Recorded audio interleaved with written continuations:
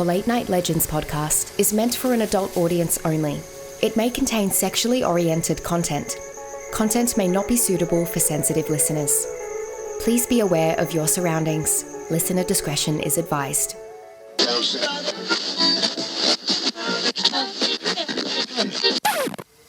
out. I'm an alligator. I'm a mama, papa coming for you.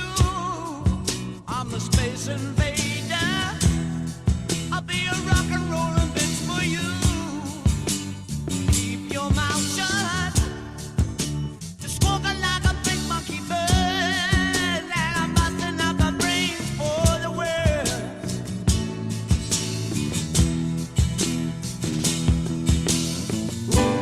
Keep your electric on, baby.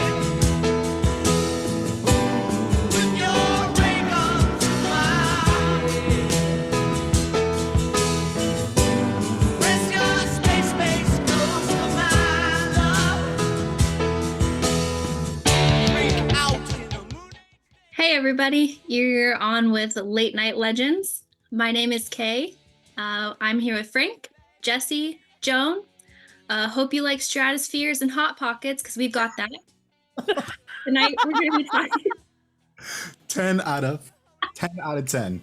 We're going to be talking about alien races tonight with Jessiy. So Frank, take it away with updates. Updates. Tonight, you got your boy James. He's off tonight. Also, Charlie's off. Charlie, I hope you're doing well, brother. He's probably doing other podcast stuff because he's just a damn rock star. Other stuff, I did want to actually shortly mention that Jessiy interviewed for a book. Before we get into the topic, Jessiy, you want to tell us about your experience, or are you not allowed to talk about it? No, I can talk about it. Okay. So I got interviewed by Bill and Jackie Kusalos. I think that's how you say their last name. They actually are pretty well known in the Mothman community. They go to Point Pleasant every year for the Mothman Festival. Their first book is called Bridging the Tragedy, where they went there and interviewed people. And the second book that I was the first interview for is pretty much the correlation between trauma and paranormal activity. So I talked a lot about my life, which it went by very fast, and they're very nice people. So I'm hoping maybe it'll come out in like a year or so, because I was the first interview, so they just started. Awesome. On that same note, I also really wanted to briefly mention while we're on the topic about books, because that sort of reminded me. Remember we had the giveaway, we had Centrator Hill on, we had a giveaway where it's like somebody was going to tell us about their experience, and we were going to send them a book. That all happened, and then Centrator actually reached out to that person, and as far as I know, that person's experience will be written about in her book that has not yet come out yet. She's writing that book. Oh, That's so fun. Right. So when the book that Jessiy is in comes out, we're going to give away that book, and then we're going to try to work with the authors to have them on as guests. Yes. yeah. They'd be more than happy. Awesome. We'll set that up, and we'll go from there. I think that's all I got for updates, unless anybody else has any updates. No? Joan, what's your update? You don't have an update. Okay, good. I don't have an update. Stop it. Joan is that she's here tonight. I am here tonight. That's the update. She made it today. There's the update. Joan doesn't take days off, apparently. So it's weird because the last person that I was helping me do the scheduling, they gave themselves a lot of days off. And I just assumed that would be something that you would do. But I don't think you've missed a day. So that's cool. No. It's really Not awesome. yet. I'm saving it up. You can take. Right. There's no saving it up. It's unlimited PTO. No, I'm gonna save it. It's fine. Don't worry about it. Okay. All right. I have things I cannot be around for, and I'm just gonna be like, bye. I can't say it's unlimited PTO. It's unlimited TO. The joke is, everyone, we don't get paid to be here. We do it for the game. We love it. Do it because we love talking about aliens. That's why. Right? I mean, here's the thing. We're going to talk about aliens anyway. We're going to talk about ghosts no matter what. Why not share that? Yes? Okay. All right. I'll probably cut a lot of that out in post. Jessiy, Keep it. Jesse, tell us about Yep. some alien races. Okay, so my last topic, as a lot of people know, was CE5, Close Encounters of the Fifth Kind. And I figured this would be a good like kind of follow-up episode talking about a lot different ET races, because there are a lot more than people think. I think I'm only going to be doing like 6 or 7 of the most like more common ones, and I got most of my info from this book right here. Weird. So that's a reptilian on the cover. But Could you read the title of the book yeah. for all of our non-visual listeners? Oh yeah, okay. Well, it's by Craig Campobasso. I believe that's how you say his name, and it's called the Extraterrestrial Species Almanac. And there are 82 different species in that book. Craig did like hundreds of interviews with people that have had contact with all these different races. So that's how he like made the book pretty much. So within hundreds of interviews, not every interview had a new species, right? Because if there's only 82, he did hundreds, then at least some of those people were talking about the same species. Yes. Okay. Yes. And that's why like I'm pretty much going to be doing like the main most common species that you hear about. So another person that I wish I would have had time to do more research. I know a lot about him, but it's hard to put it like into words. His name's Sergeant Clifford Stone. He was US Army, I believe, and his expertise was craft retrievals in the like I think the first time he retrieved a craft was in the Vietnam War. He actually unfortunately just passed away, I think in 2021, so I never got the chance to actually see him in person. Um, but he pretty much came into contact with a lot of different species and a lot of different ET crafts that the government was having him retrieve for them. And he was a very caring and compassionate person, so it was really, really hard for him to see a lot of the dead bodies, especially the ones that the government like shot down. So he, I think he retired with honor, or he got honorably discharged earlier than was planned or something like that, because he couldn't do it anymore. So most of the races that are known are humanoid, like us, but there are some that aren't. The most common that are not humanoid are like they're called insectoids, reptilians, and then the greys. So they got the like star shape, the head, 2 arms, 2 legs. Even though there are some species like the ant people that Native Americans have talked about, they look like giant ants, but they're smart. So I'm just going to be covering a couple. The first one are Arcturians, which is my favorite. I resonate with them a lot, and I've seen their ships before. So that's the first one that I wanted to talk about. So Arcturians are from the giant red star Arcturus in the northern night sky. It's the brightest star in the Boots constellation.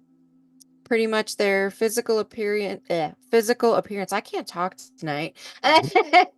Arcturians, they're male and female, and they appear like they have like different features, different heights, but kind of uniform. So they all kind of look alike.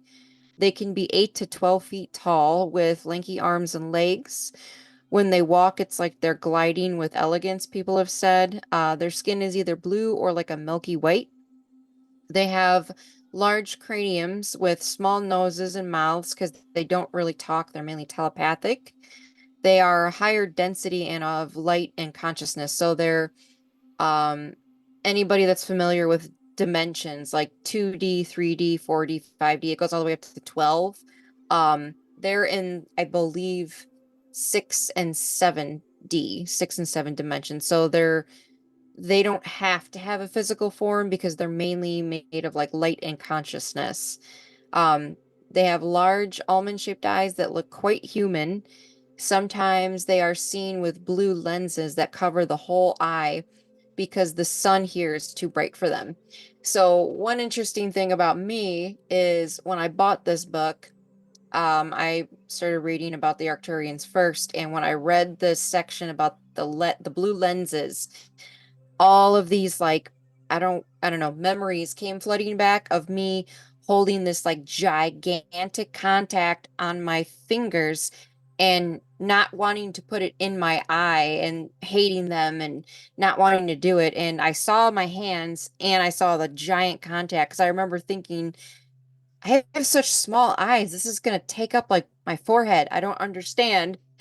But my one friend that is a dream interpreter, she was saying that because the fact I saw my hands, it might have been like a past memory or something like that, especially because I was like conscious and like I had a bunch that just flooded into my mind when I read about the lenses. So I thought that was like interesting, but weird at the same time. It's like, whoa, where did all that come from? I didn't even know about that. And then I had all these memories flood back, like almost like dreams that were coming back to me.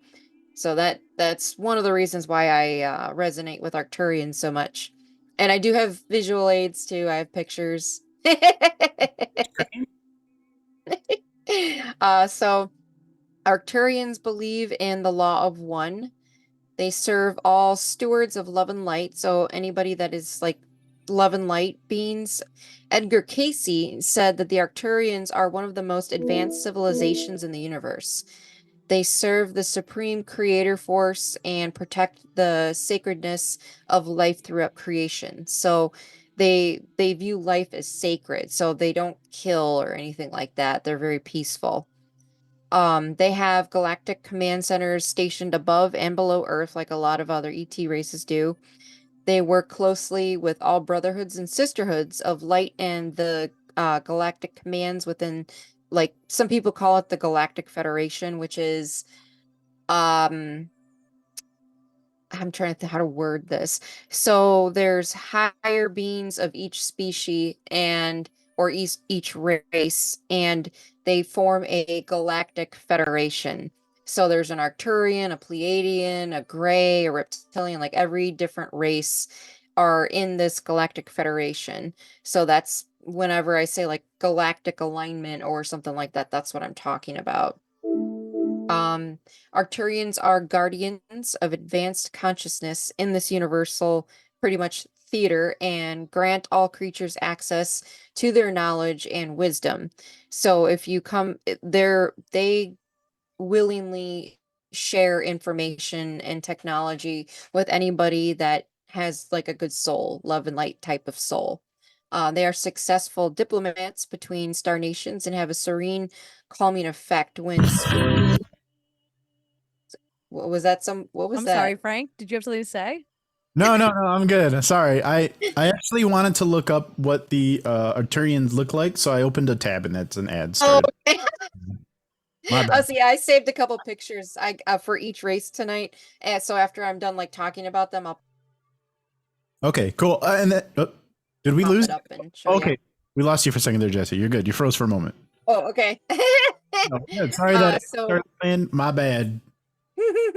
where was I? Oh, so they're successful diplomats between star nations and have like a very calming effect when like speaking or like visual imagery to reveal how both points of view will be able to cohabitate peacefully. So they're very good at like seeing other points of view to keep like peace. The types of ships that Arcturians have, they've got motherships, which are like the gigantic ones, starships, which travel quickly throughout the universe, thought ships, which those are ships that pretty much are controlled by thought. So if you're on Earth and you want to go to the Andromeda galaxy, just think it and the ship brings you there instantaneously. Wow. And then fleet ships and scout ships, which scout ships are a lot of people see them as like orbs. So they're like little balls of light that like, you know, scout out an area. All craft are able to travel through time and space funnels. So a lot of the our physics doesn't really work when it comes to ET stuff. That's why people are like, "Oh, well, it's 80 billion light years. That's going to take 80 billion, you know, speed of light years." It's like, no, that's not how a lot of beings actually traverse throughout the universe. It's they have point A and point B, and they can just like go there instantaneously. I don't know the physics behind it, but there's a lot of footage and a lot of documentation of how a ship will like dematerialize and then rematerialize somewhere completely different in like an instant. Okay, so I have a quick question here because this Yeah. does interest me. So, generally speaking, there's two ways of doing travel. There is physically going from a place to a place, so that would be craft, just an advanced craft, or there's the idea of having a wormhole which bends space-time. So you're There we saying, go. That's the right word. okay, so wormhole will unite a different place in space-time that's not supposed to be where it's at, right? So Yeah. with that being said, are you saying that their craft manipulates space-time, or are you saying that their craft travel not using physics that we know about? I honestly think it's kind of both. Okay. Because like a lot of the craft that I've heard about are like a organic biological craft to where it has like kind of its own mind. So it's almost like a biological mixed with technology. And I know that the craft can go from point A to point B and probably through wormholes. So it could be both. I didn't do too much research on that though. You There's didn't, a lot of you didn't get a degree in astrophysics? No, for this sorry. episode? Oh. I don't have a Maybe degree, I should have stayed in college. but so there is theories out there of spacecraft that actually do utilize wormholes and can create them and destroy them. And actually, if you watch any of the Marvel movies, they actually Oh yeah. idea. They use the idea in the Marvel movies. If you watch, especially like the Guardians of the Galaxy series, but it's not limited to that because they also feature them in like the Captain Marvel stuff. They're called jump points. Those are wormholes, right? Yep. So, if you're curious about that theory, they actually use a theory of spacecraft being able to create those or use those if they're already set. Yeah. All right. So I'm gonna hop in here real quick. There we go. Share. All right. So I got. This was one of my favorites. Ooh. Ah, come on, man. You have a folder called ET Beings. It's awesome. Yep. I like that one. And then there's this one that kind of shows their the lenses that they have in their eyes. I don't know if we're seeing what you're seeing. We don't see like an enlarged picture. We just see your Explorer, your window Explorer, but none of the pictures. Oh, you can't see the pictures? We're looking at thumbnails right now. Ah, I don't know how to We pull them see the one that you have a check mark on, which is the Arcturian. off. Yeah. But are you going to double click to make it bigger? Is my question. There we go. How's that? Is it any bigger? Nope. No? I can. Just- I'll make it bigger in post though. Okay. Yeah, you might be sharing a window and not your screen, but I would be careful about sharing your screen. Personally. Just me. Yeah, but oh man, I thought I figured that out. I'm sad now. It'll be all right.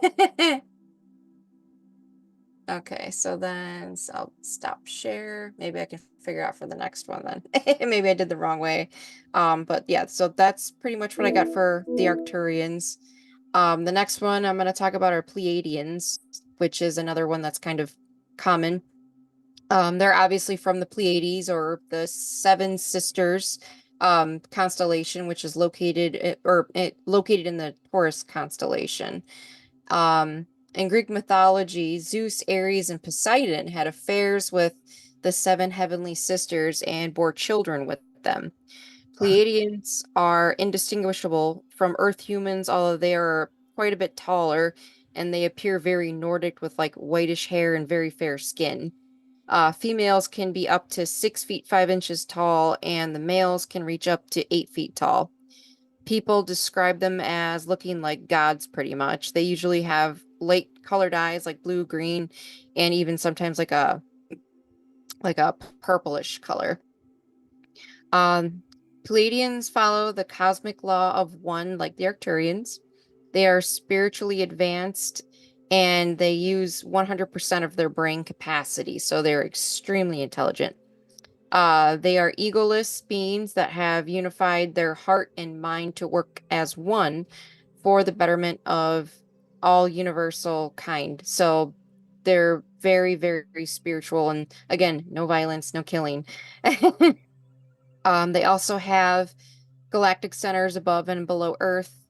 Pleiadians are one of the main races that seeded Earth back a long, long, long time ago. So they feel a kinship to us because of that reason. And there's been like regression sessions of people that were Pleiadian, and they describe seeding the Earth billions of years ago. So it's really interesting hearing different people that have never met before talk about the same type of stuff. So like past life regressions and QHHT hypnosis therapy. I'm fascinated with that. I would love to learn how to do it.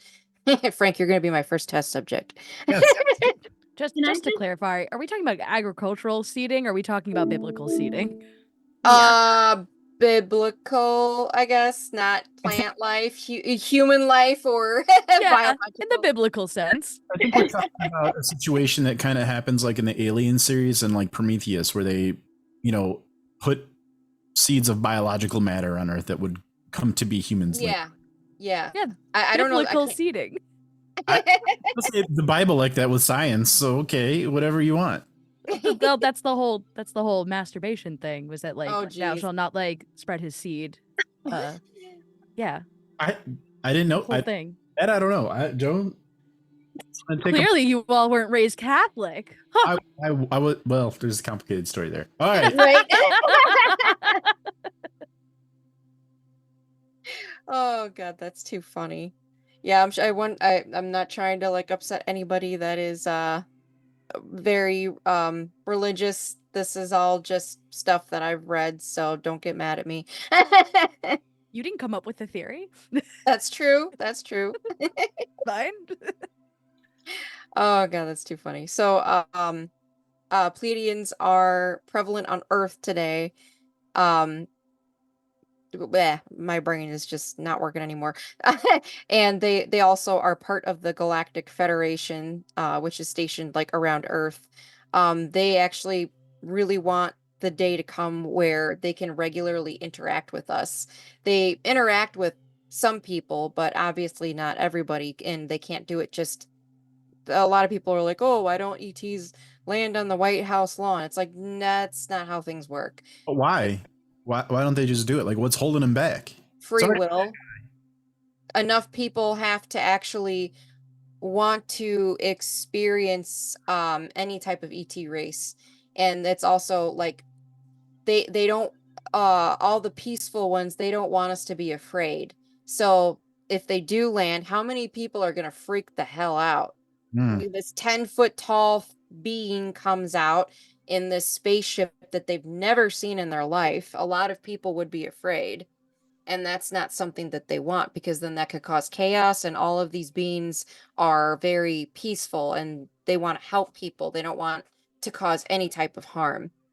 So that's why I do the CE5 stuff, because it's like a willingness for contact. Even though like I've never seen one in person, like a lot of a lot of these beings are in different dimensions too, so you can't like see them with your eyes unless there's like a connection.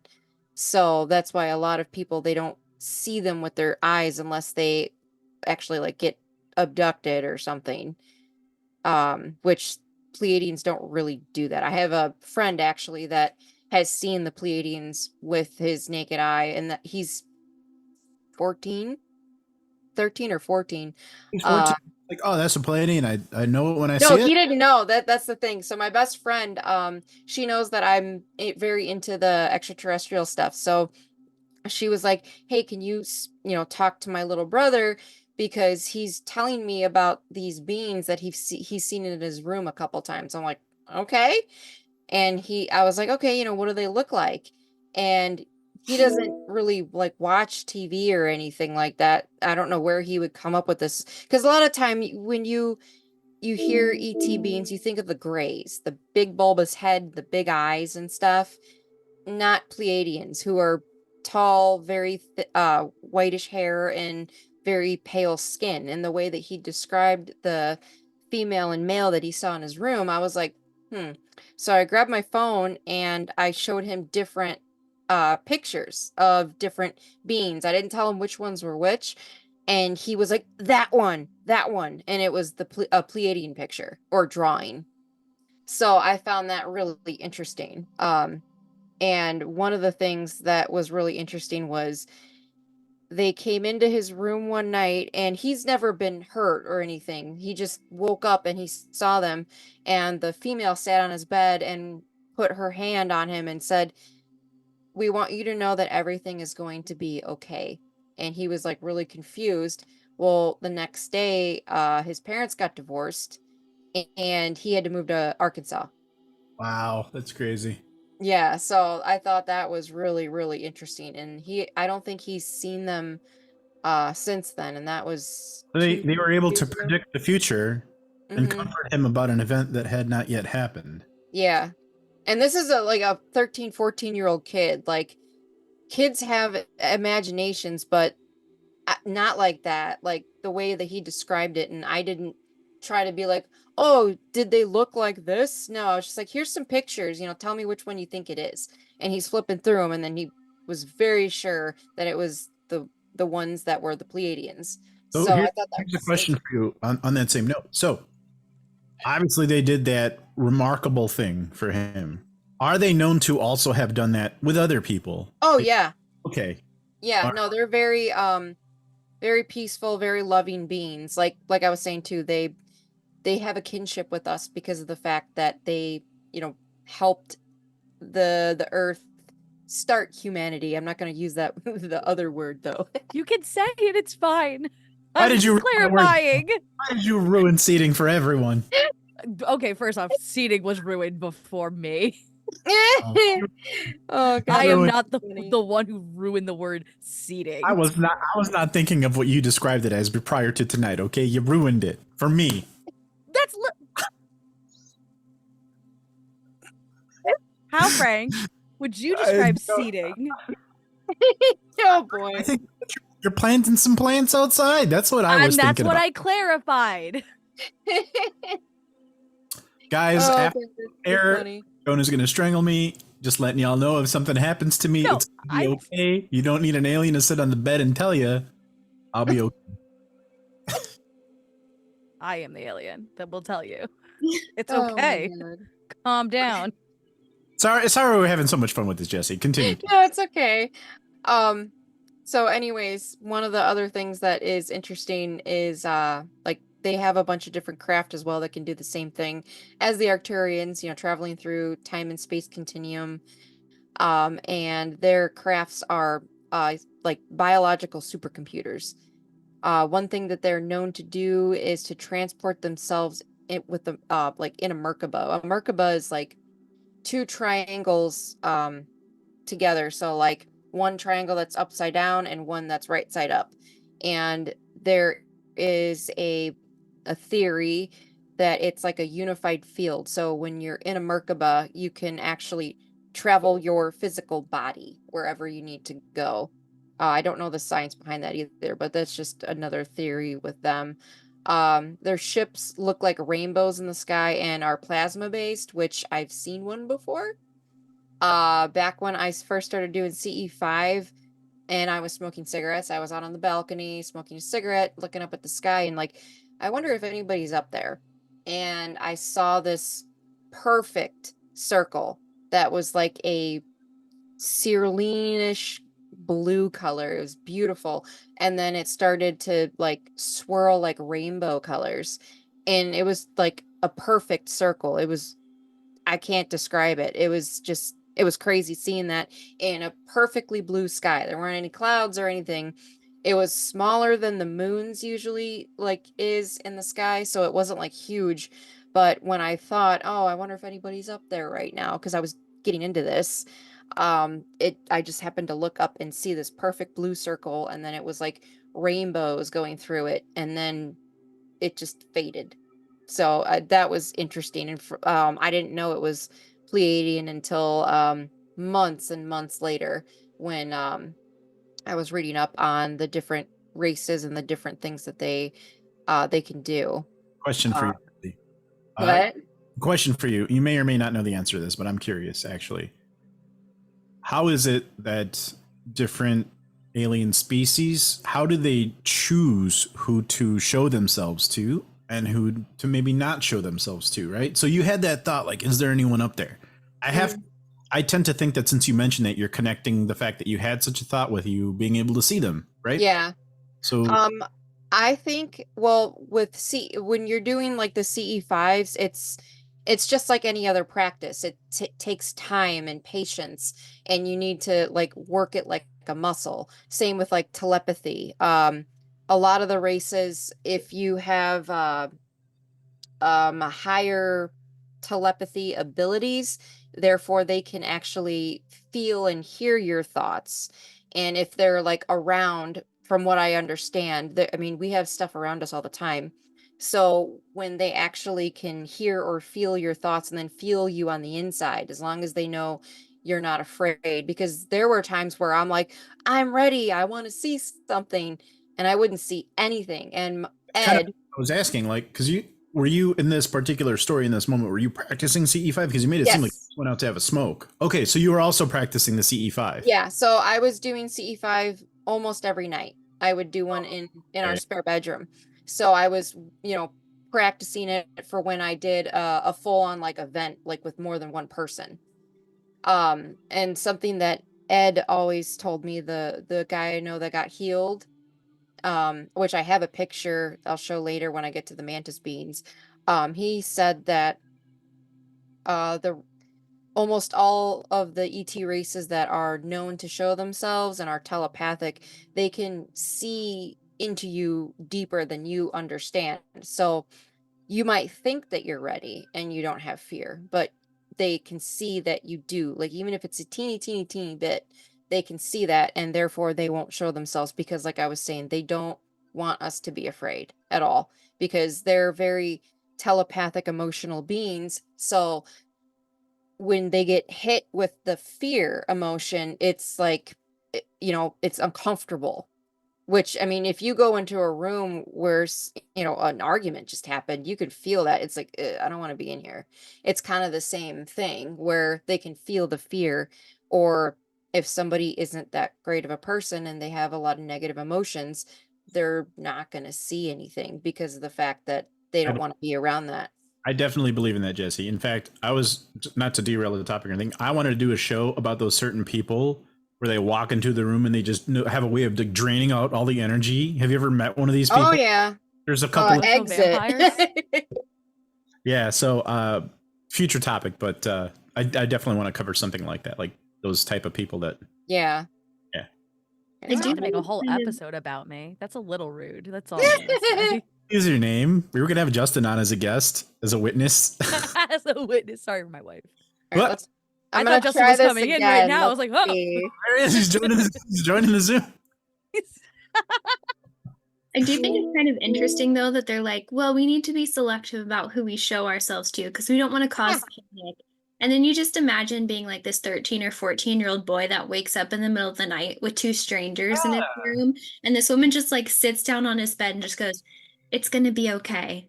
Like, what? I'd be so freaked out if that happened to me. We had an episode where we were discussing Jesse familiar. The guy's name is Peter Coroy, I think his name is, and he claims to have actually slept with two different aliens under similar circumstances. Oh God, yeah, yep. I remember. Claims to have had hair wrapped around his junk.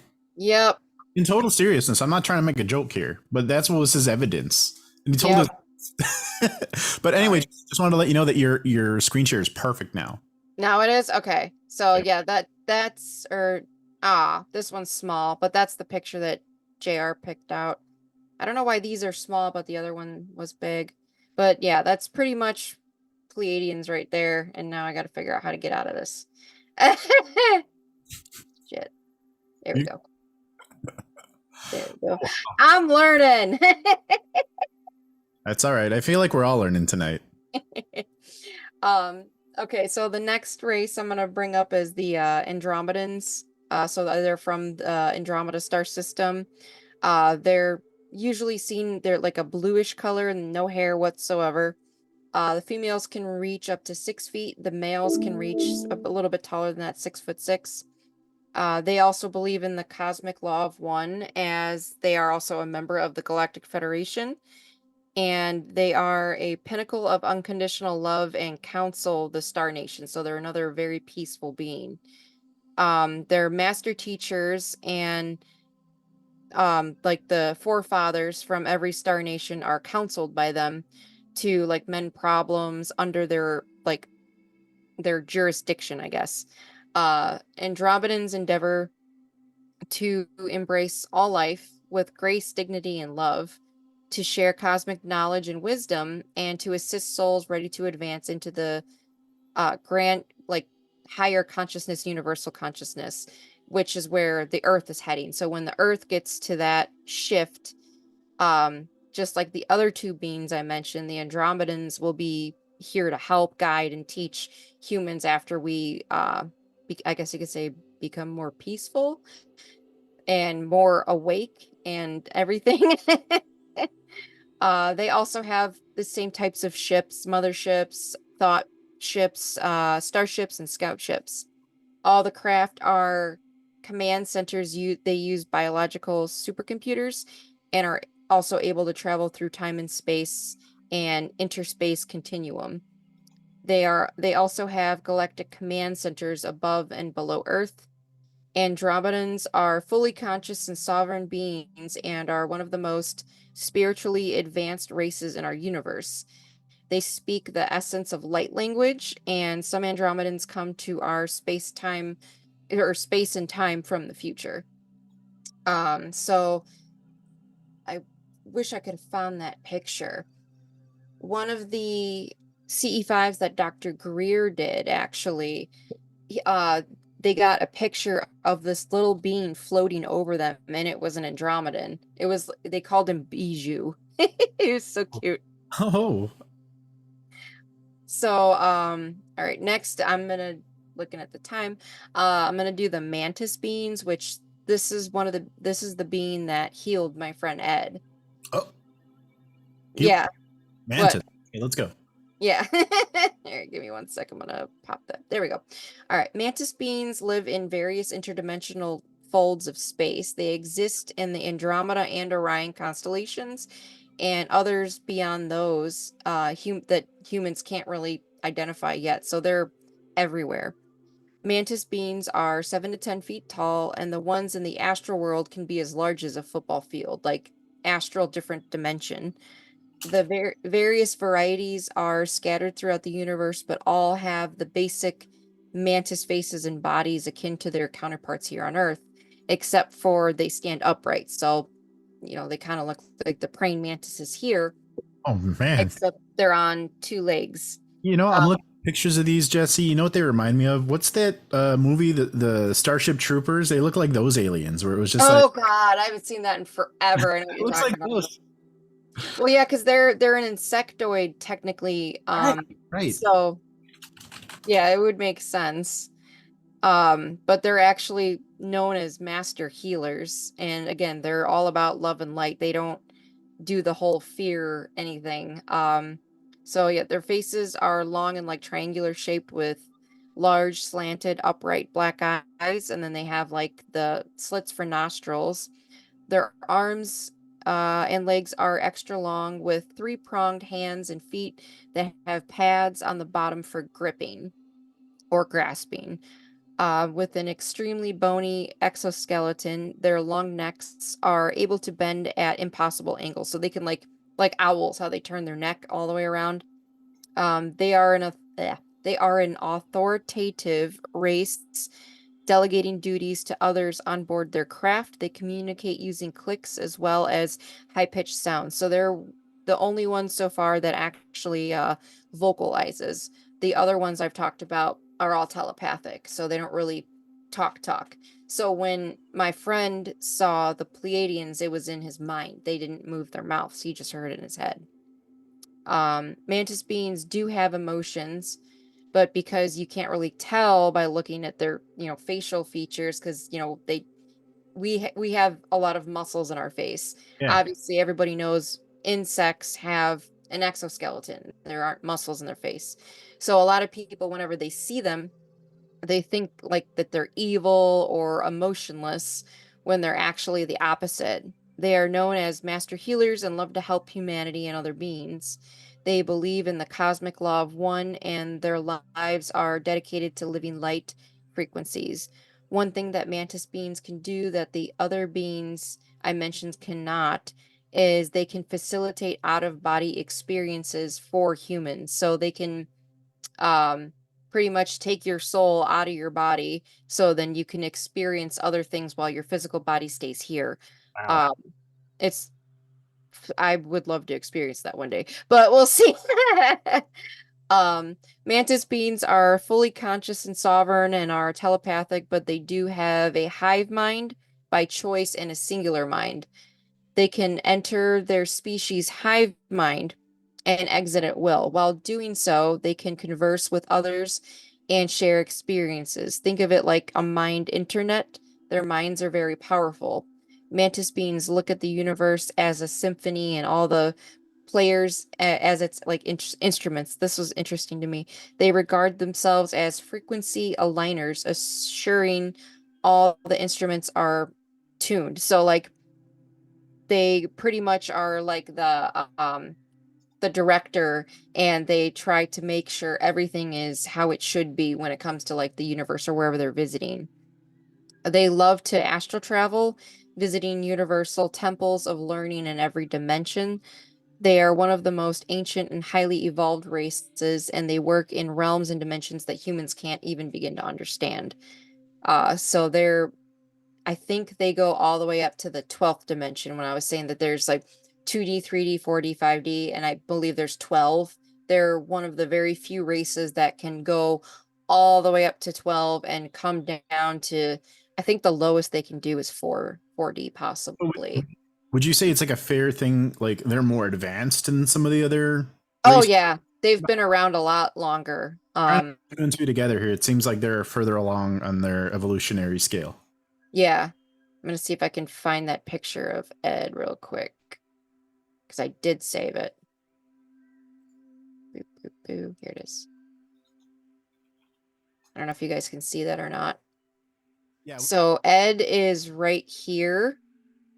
And then this is the being that showed up in the picture that healed him. And he has like a triangle face. And then they saw that he has like a tablet that he's holding. And this was when Ed was telling me that he pretty much felt like he wanted to like jump out of his chair. He had this current going through his body and he couldn't describe it. So he shows up, but he's got like a tablet for like a reference. Like he's Like he's got some type of thing that's illuminating his face right here. So when they blew the picture up, that's like, the theory is that it was holding something like a tablet because it was illuminating, like, screens, how they illuminate things when you're looking at them. gotcha. So that's pretty much why they think that it's very illuminated right here. You know, I'll also say that given how advanced you've been sort of talking about them, it's kind of crazy to me that they would use tools to help. You know what I mean? Like for some reason I thought that they would just be able to like do it. You know what I mean? They're so like they seem so advanced that they might be able to just like be able to recall that information somehow, some type of way. I mean, I don't know. That's just a theory of why it looks like illuminated right there. I don't know if that's the truth or not, but Cool. according to Ed, like he didn't even really know that there was a being behind him, and the photographer was just taking, bunches of pictures that night at the CE5 that they were doing, and they just happened upon this one, and it is, blown up as well as I think the contrast and brightness was upped a little bit so you could actually see this because I've never seen the original, but yeah, in Close Encounters of the Fifth Kind, that film that I was talking about, this picture's on there, and you can see it's actually you could barely see Ed and the bean because of how far away from the camera it was. But they noticed like this little bit of illumination behind Ed, so they zoomed in on it, and then this is what they came up with. Wow. That's an Arcturian. Popping through pictures. Oh, there we go. There's mantis beans.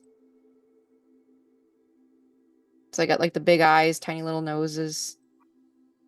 I know it does look creepy. I know. Again, that's why they don't just pop up on the White House lawn, because if that came out of a 10-foot tall this, wouldn't everybody be freaked out? It looks like he ate a Sour Patch.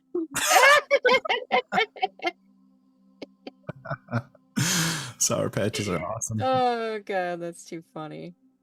But I'm glad I was able to show you guys the picture of Ed. I wanted to the last time. So, the last two ones that I'm going to talk about are unfortunately more on the negative aspect. Okay. But there are like positive races too when it comes to these. So the reptilians is, a lot of people know reptilian because YouTubers always talk about like how Obama's a reptilian, or this person's a reptilian shapeshifter.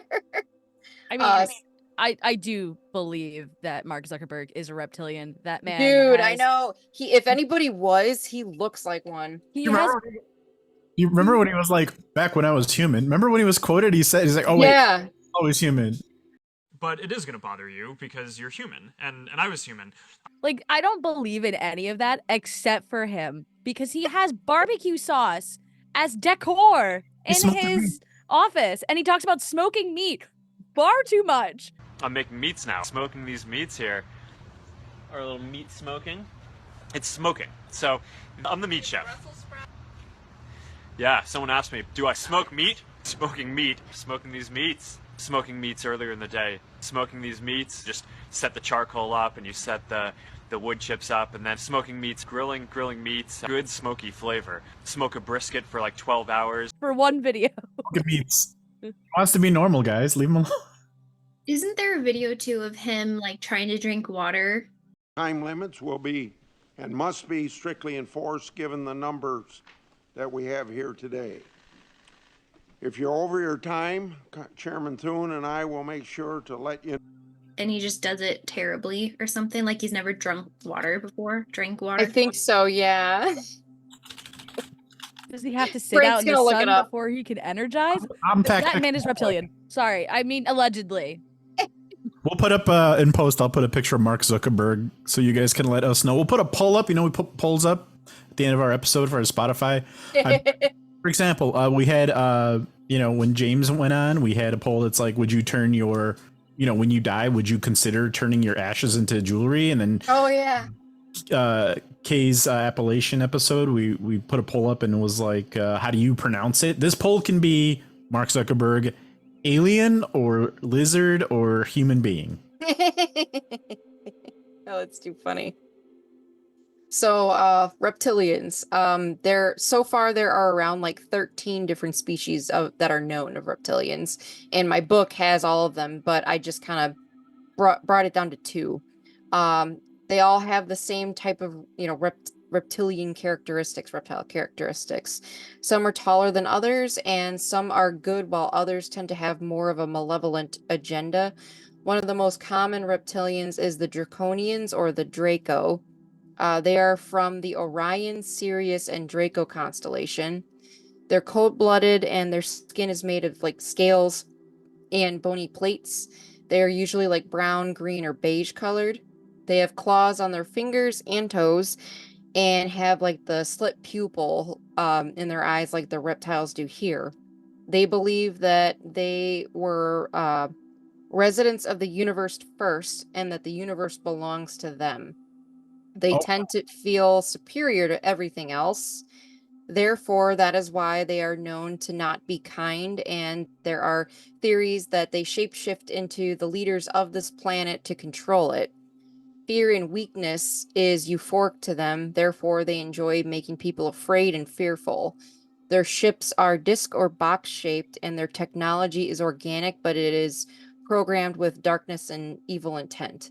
Wow. That is why they are not as developed as the other beings that I mentioned. Like the other beings are telepathic, and they have all these different types of ships that can all do all these different things.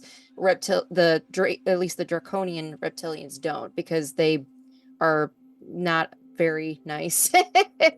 But I know there's like theories and everything that the reptilians control the leaders of this earth, because if you think about it, especially like the media trying to make everybody fearful all the time.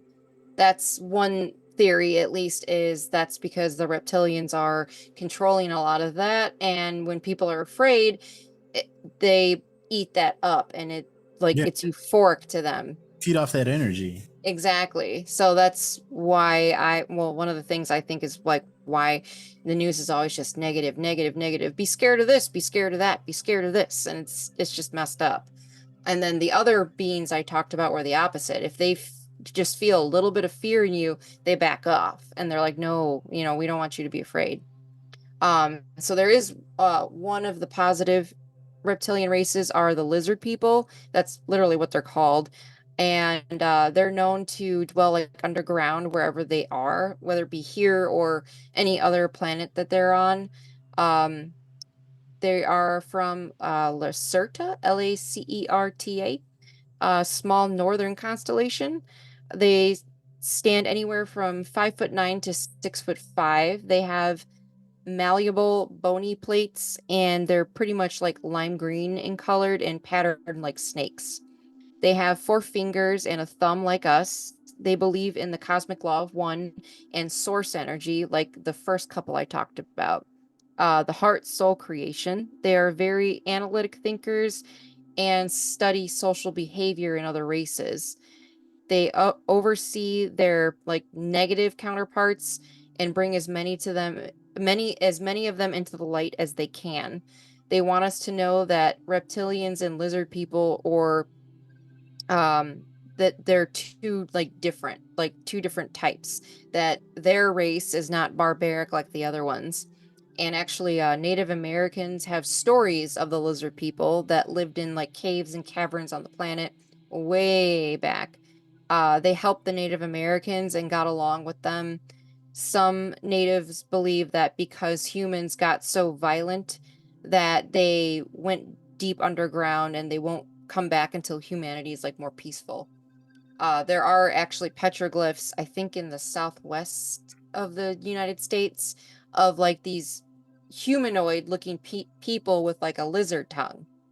So lizard people, that would make sense. And I know that there are, I think the Utes, or oh gosh, what's the other tribe out there? The Utes and Navajo, I think, are two of them, two Native Americans, tribes that believe in the lizard people. And I know that the ant people is another thing that they believe in out that way. All right, so I'm gonna go to the grays, looking at the time. So grays are the most well known, the big bulbous head with the black eyes. But just there are good ones, but most of them unfortunately are lower vibrational. So just like the reptilians, there are many types of gray, about 20 different kinds that we know of so far. The original grays were from Zeta Reticuli 2 constellation. Some were captured and genetically altered by groups in the tyrannical Orion Empire. So the Orion, that constellation, they captured a lot of the Zeta Reticuli grays and did experiments on them. Wow. Short grays are around 3 to 5 feet tall, and their heads are oversized, and they have thin frames, lean arms and legs, and gray skin tone. They have large, dark, bulbous eyes that are similar looking and wrap around their heads almost. And then there's the tall grays, which are 6 to 8 feet tall and have the same like bulbous, elongated heads with the black wraparound eyes. Tall grays can be pale white or gray, not just like the grayish color. A lot of the gray races believe in service to self. The short grays lost their spiritual nature over time due to like inbreeding, cloning, and their pursuit of like technology. That's what they cared about. And they're no longer like connected to spirit. They don't really have souls anymore, unfortunately. They're desperately trying to regain the union of that and are trying to gain back the ability to reproduce naturally, because they're pretty much going to be extinct unless they put that back into their race, because of all the cloning and everything that they did for thousands of years. They can't reproduce naturally. So that's one of the theories of why a lot of people are abducted by grays for that reason. So they can like figure out how to get that back for themselves. The short grays are the ones that are responsible for abductions.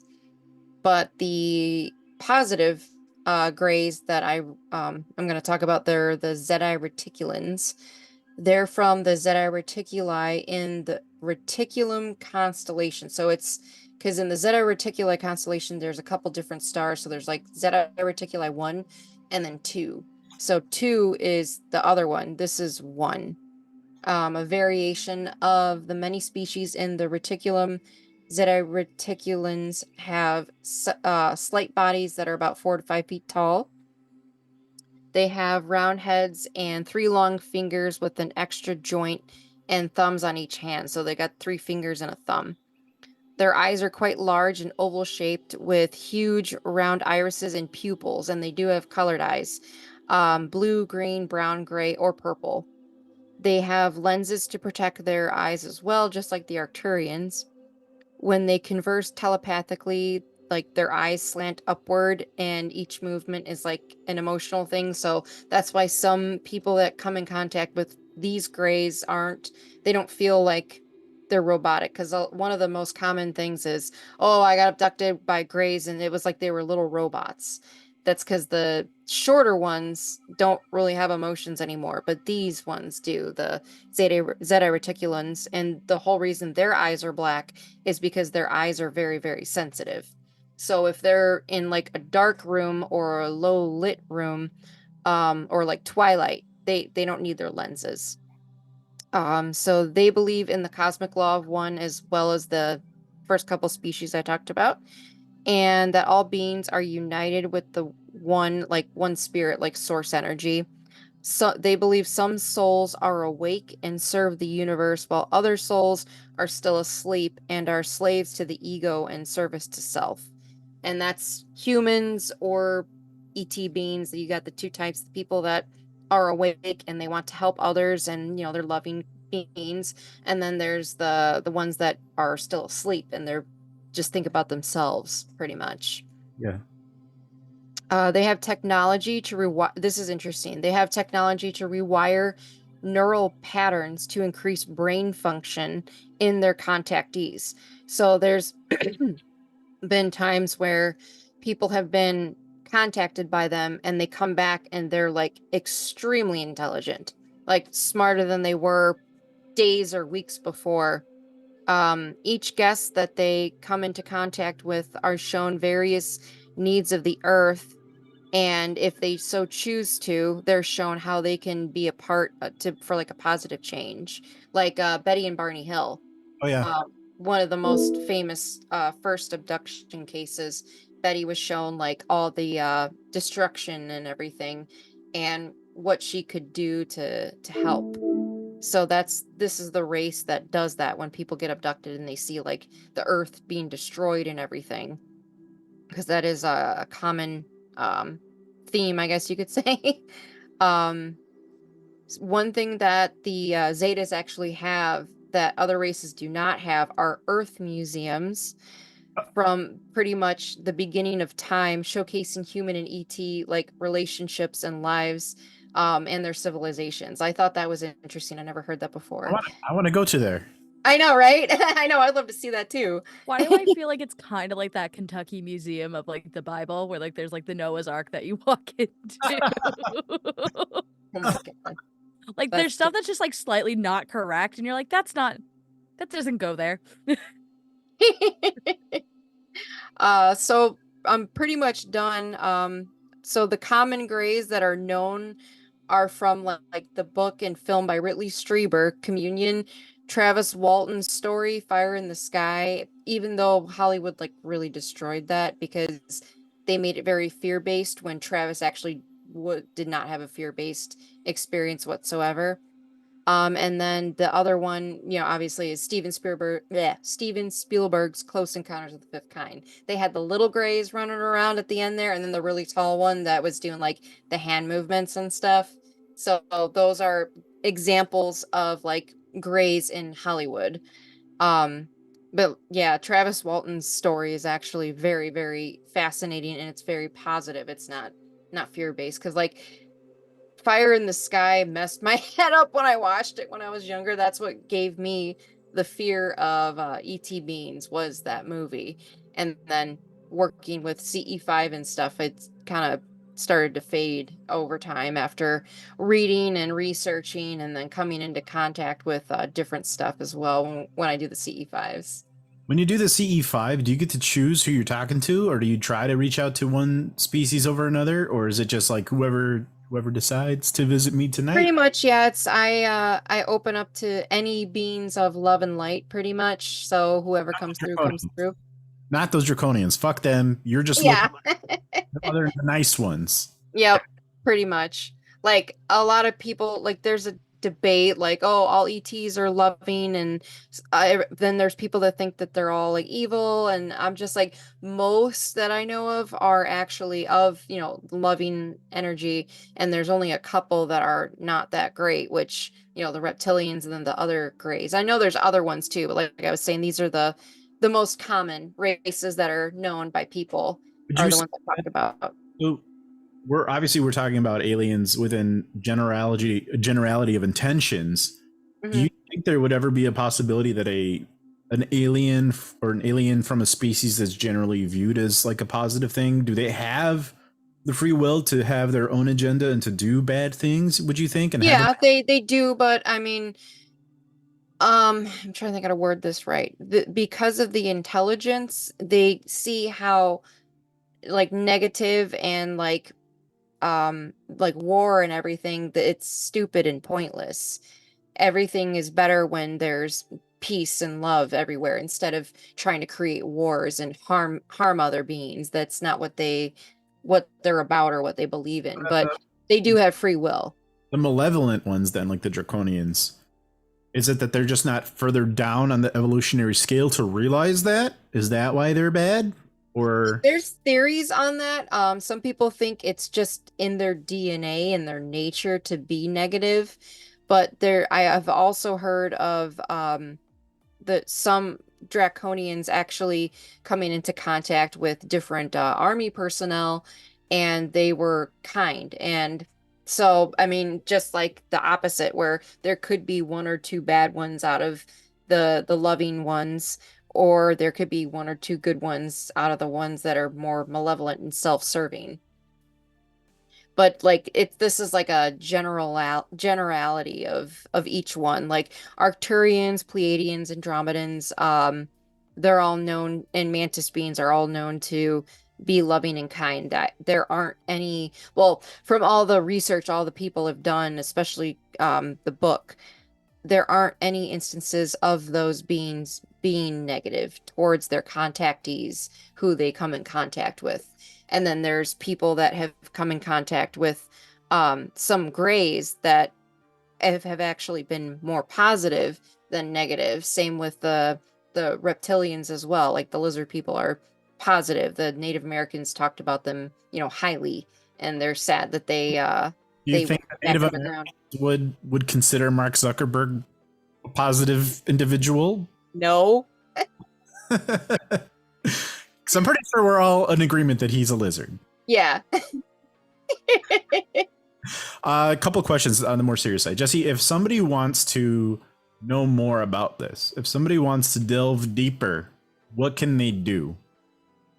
Well, I have the book that I got most of this information from, called The Extraterrestrial Species Almanac by Craig Campobasso. And then also a lot of the people that I found that I've listened to and watched is from Jimmy Church's Fade to Black.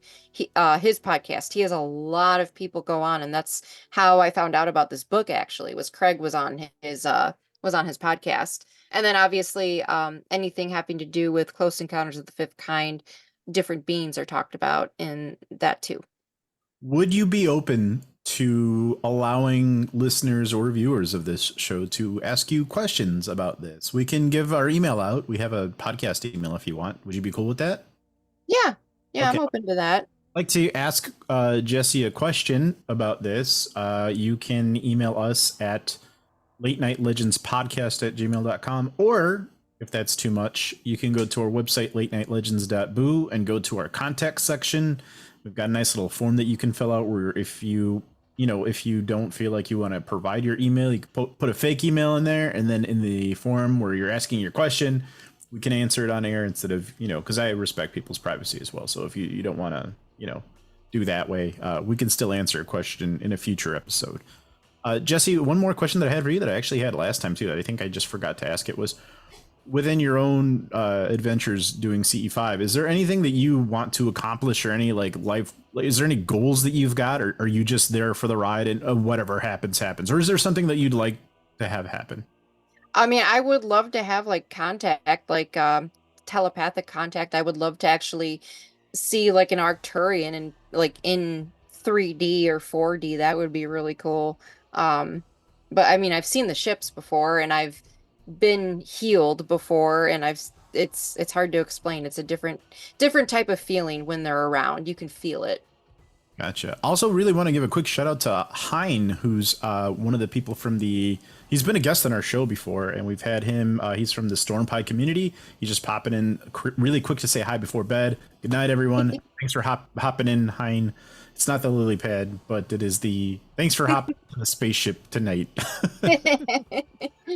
All right, Jessiy, you want to do some final thoughts? You want to, I feel like Kay's been kind of quiet tonight. Just kind of quiet. And I've been talking a lot. Sorry. That's okay. She did the intro, and she's like, "That's it. That's what you asked for, and that's what I'm giving." The social energy drained for the intro.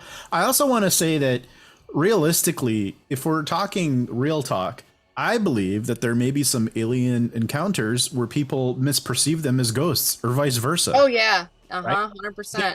You could see an alien and be like, "Oh man, that's a fucking ghost," or the other way around, and be like, "Oh man, I think there's a ghost, but it's just somebody sitting on your kid's bed at 14, Yeah, pretty much. All right. Kay, you want to give your final thought first? Yep. Final thought. New poll. What does seeding mean to you? Yes. Actually, you know what? We have the option for a poll and then a paragraph. You could write it out. We already talked about a poll. I'll have that as an open-ended question. People can explain it out, and then I'll put it up, and then no one will reply to it. It'll be awesome.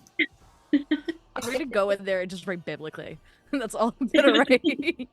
Biblically. We're going to talk about the results in a later show. Oh, I guess it's biblically, because that's the only response we got. Joan, final thought? Biblically. That's my final thought. My final thought was, doing anything extraterrestrial is really great for me. I really have a lot of fun with it. I actually am learning a lot. I kind of didn't know that I didn't know this going into the show, but in my monkey brain, I thought that most aliens would be from a specific planet, but you're educating me and learning me and teaching me that aliens are actually from different systems, which is something I guess I didn't think about. In my head, I'm always thinking okay, James talked about Valiant Thor, dude's from Venus, right? Well, I'm just, for me, I feel like I was programmed, grown up, to think that aliens would be from specific planets or specific places, just to, how we are. We're, as far as I know, we're only on Earth, right? So it kind of makes sense to me like that. But I never really thought about oh, they're from the Orion system. Okay, or what'd you call it, the Orion Empire? I didn't know that. Yeah. I didn't know that. Arcturians are from Arcturus. Yeah, what is that? I want to go to there. I want to check it out. But just to close that on up for everybody, thank you for tuning in tonight. Thank you for telling a friend. Jessiy didn't give a final thought. Jessiy, give a final thought. I'm sorry. Right over her. Oh my God. Well, I guess my final thought is don't be fearful. There's nothing to be afraid of. Most, a lot of the beings that I talked about, they're all about love and light, and they heal people. Just like my friend I talked about before when I did the CE5 episode. So pretty much, yeah, do CE5s and don't be scared. Thanks, Jessiy. Thanks for tonight. Really, really educational. Thanks to Joan for keeping me in line. That's why she's the team lead, just to make sure that I'm doing my job and not skipping over people, because I do that shit a lot in real life. But yeah, thank you for tuning in. Thank you for telling a friend. Thanks for telling your mom about the show. Thank you for watching this show. And then when you go to church on Sunday, telling Father John about it in the confessional. Appreciate you doing that. See y'all next week. What are we doing next week, Joan? What do we got? We are going to, because it's the day after St. Patrick's Day, we're going to dive into Irish folklore and talk about the Dullahan. We'll be talking about the Dullahan. Thank you so much. We'll see you then. Until then, have yourself a wonderful week and a great weekend. We'll see you then. Bye. Bye.